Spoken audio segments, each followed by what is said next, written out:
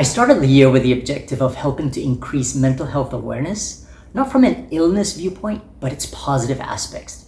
Because just like physical fitness has different aspects of aerobic fitness and strength and speed and flexibility and coordination, it's also important for us to understand what constitutes positive mental fitness: resilience, optimism, focus, curiosity, and social connectedness.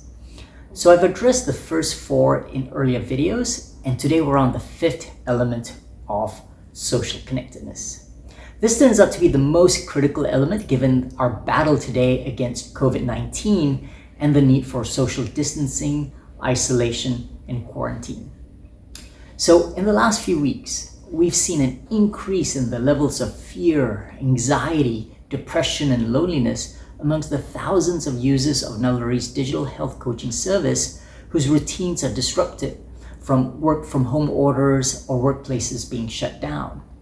Now, social distancing does not have to mean social disconnection. It just means we have to nurture our vital human relationships differently, especially through frequent and regular calls or video conferences.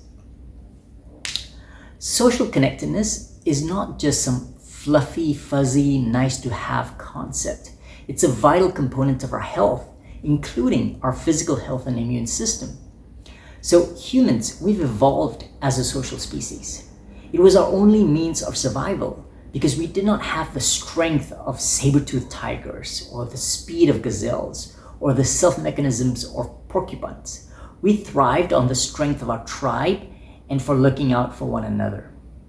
And landmark scientific research quantifies just how strong social connection leads to up to a 50% increase in our chances for longevity, significantly lower rates of depression and anxiety, and on the opposite, low social connection strongly correlates with obesity, hypertension, smoking, and addiction.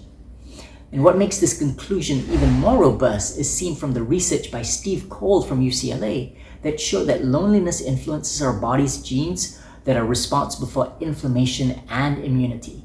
Loneliness biologically weakens our white blood cells and our ability to produce antibodies and antiviral factors, making us more vulnerable to diseases, including COVID-19. So yet again, we see how our mental health and our physical health are so closely interrelated. And so being connected and nurturing our human relationships is just as important as social distancing, washing our hands thoroughly and frequently, or wearing a face mask for us to win the war against COVID-19 and future pathogen threats. So how do we nurture quality social connections and bonds? Three things. First, for those of us who are privileged to be locked down with our family and loved ones, are we having meals together?